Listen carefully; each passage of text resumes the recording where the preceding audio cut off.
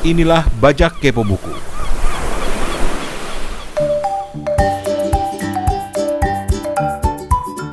Selamat pagi, selamat siang, selamat malam. Kali ini pelaku dari Bajak Kepo Buku adalah Raku.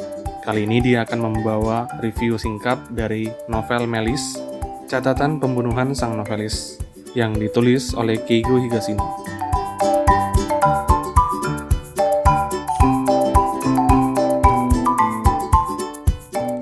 Halo semuanya, selamat datang di segmen Bajak Kepo Buku.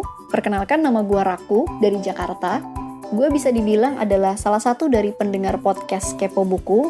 Dan promosi sedikit, gue punya toko buku online sendiri di aplikasi Tokopedia yang menjual buku-buku pre-love, koleksi pribadi gue dengan harga murah.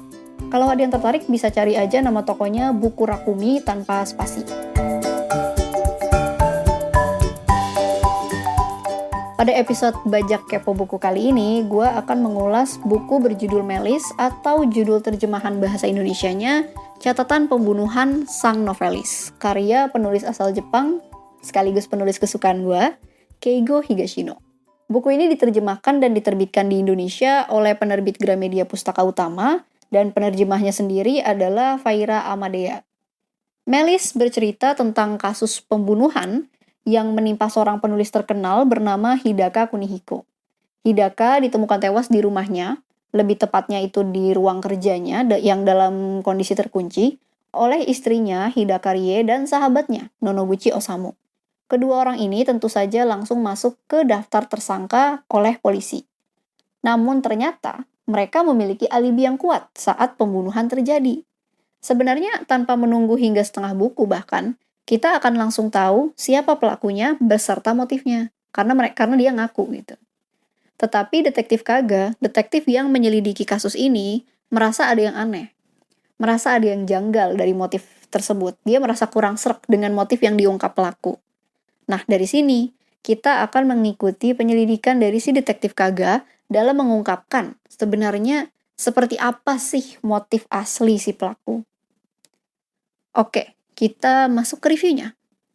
Seperti buku Keigo Higashino Sensei yang sudah gue baca, gue merasa puas dengan gaya narasi beliau, dengan gaya penulisan beliau, serta terjemahannya tentu saja. Susunan kalimatnya itu menurut gue terasa ngalir, terasa lancar, pokoknya bikin page turning. Salut lah untuk keduanya, penulis dan penerjemah, serta orang-orang di sekitar buku ini. Nah, ada beberapa hal yang menurut gue menarik atau hal-hal yang gue suka dari buku-bukunya Keigo Higashino. Salah satunya buku ini, Melis. Buku Keigo Higashino Sensei itu selalu memaparkan tentang hal-hal yang rasanya umum pada masa itu. Atau setidaknya untuk gue yang tidak merasakan hidup di tahun buku ini diterbitkan atau ditulis, itu kadangkala membuat gue bergumam, oh dulu tuh begini, oh dulu tuh pakai ini, oh dulu tuh seperti ini, gini gitu. Ya meskipun gue sendiri tidak bisa memberikan validasi pada hal-hal yang disebutkan itu. Misalnya, penggunaan faksimili pada saat itu. Di buku dijelaskan kalau ada penulis yang mengirimkan naskahnya ke penerbit melalui faksimili. Karena gue tidak tahu cara kerja faksimili, jadi gue search dulu di YouTube. Dan yang gue pikirkan saat menonton video itu adalah, gila, ribet banget. Ngirimnya satu-satu gitu. Tapi kalau dalam kasus penulis di Melis, mereka itu mengirimkan ke penerbit itu per chapter. Jadi bukan dalam bentuk satu buku. Ya nggak terlalu berat lah ya. Terus penggunaan surel, atau lebih tepatnya fitur mengirim pesan yang dijadwalkan. Gue tidak tahu ini benar atau salah ya. Di buku ini fitur itu sudah ada gitu. Selama ini gue mengira kalau fitur mengirim pesan terjadwal itu baru ada setidaknya mungkin 10 tahun terakhir. Ya maklum lah, anak tahun 2000, jadi banyak yang gue tidak tahu. Tapi menurut gue, pemaparan yang seperti ini, itu cukup bagus ketika buku ini nantinya dibaca oleh generasi mendatang, alias saat buku ini jadi buku klasik. Yang tidak hidup sezaman, itu bisa tahu gimana kehidupan pada saat itu. Ya setidaknya gambaran besarnya lah. Hal menarik lainnya itu bullying. Sebenarnya bullying sendiri sampai sekarang kan masih termasuk masalah sosial yang umum. Yang menarik buat gue itu lebih ke bagaimana gambaran bullying di Jepang yang tergambarkan melalui buku ini. Entah sebenarnya gambarannya sesuai atau tidak, yang pasti bullying di sana itu anggaplah itu bisa sampai ke tahap yang separah itu gitu. Separah yang dijelaskan di buku.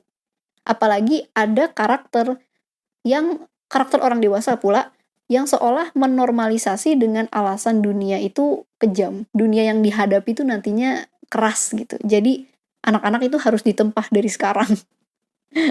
Like what?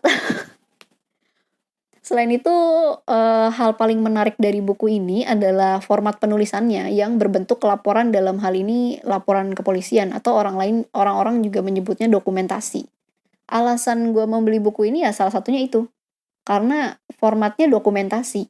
Kan terdengar unik ya? Ya atau setidaknya buat gue ini hal yang baru. Nah, sayangnya format penulisan yang seperti ini malah membuat gue tidak bisa merasakan emosi dan keterikatan hubungan antar tokohnya.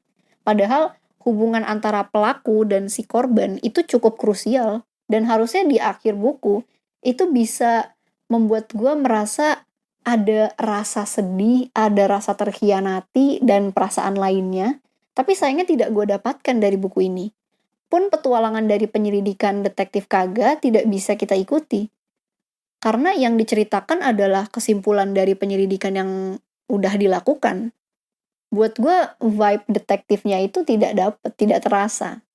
Padahal dari buku-bukunya Keigo Higashino Sensei yang sudah gue baca, gue merasa Keigo Higashino Sensei itu pintar meramu perasaan. Gimana ya bahasanya? Emosinya itu tersampaikan. Hubungan antar sesama manusianya itu dapat dirasakan gitu. Tapi sayangnya di buku ini tidak gue rasakan. Apalagi ya? Plot twist. Menurut gue plot twistnya sendiri kurang wah. Tapi bolehlah. Gue justru merasa wah itu ketika detektif Kaga mewawancara orang-orang di sekitar pelaku dan korban, orang-orang kenalan korban dan pelaku. Keterangan-keterangan narasumber yang disampaikan itu menurut gue cenderung kontradiktif, malah bikin gue itu pelanga-pelongo gitu. Bahkan keterangan-keterangan narasumber itu bisa dibilang sangat bertolak belakang dengan apa yang kita pahami sejauh membaca buku tersebut gitu. Tapi dari situ, gue bisa lah setidaknya menebak kira-kira siapa yang dalam tanda kutip jahatnya dan siapa yang dalam tanda kutip baiknya. Meskipun tidak sampai mengungkap motif asli pelaku. Secara keseluruhan, buku ini gue beri nilai 4 dari 5 bintang, termasuk tinggi. Karena ceritanya sendiri menurut gue bagus, dan gue akui ide format penulisan berupa laporan penyelidikan atau dokumentasi itu cukup menarik dan baru buat gue. Hanya saja ternyata itu malah jadi hal yang gue kurang suka saat membaca buku ini. Gue rasa itu saja review gue mengenai buku Melis atau Catatan Pembunuhan Sang Novelis karya Keigo Higashino Sensei. Terima kasih bagi yang sudah mendengarkan episode Bajak Kepo Buku ini. Gua Raku, izin pamit undur diri. Sampai jumpa.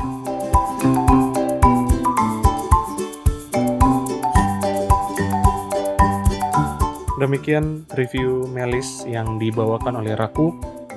Aku pribadi jadi tertarik dan akan mencoba mengambil kembali novel ini dalam koleksi saya. Semoga bisa menjadi rekomendasi novel detektif bagi para pendengar Kepo Buku. Sampai jumpa di edisi selanjutnya. Ciao.